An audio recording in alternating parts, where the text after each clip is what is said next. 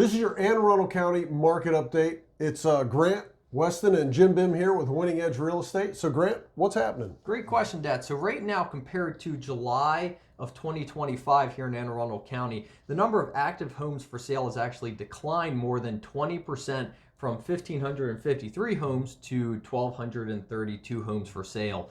The pending sales has remained relatively steady, while the number of homes sold has nearly increased by 2%.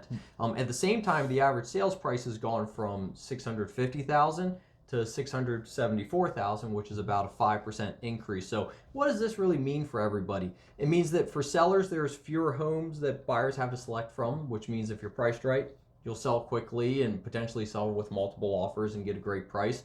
For buyers, there's a little bit less to pick from, so you might have to be a little bit more choosy, and maybe people that are overpricing their homes you can get a good buy on, which we're seeing a lot of right now.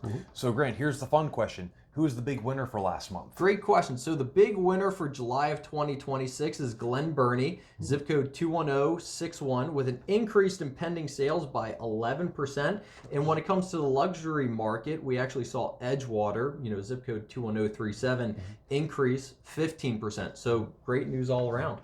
Fantastic. So hey, if you're looking to buy a home or even sell a home here in Anne Arundel County, don't hesitate to give us a ring. It's Grant, Weston, and Jim Bim here with Winning Edge Real Estate, and we're waiting for your call.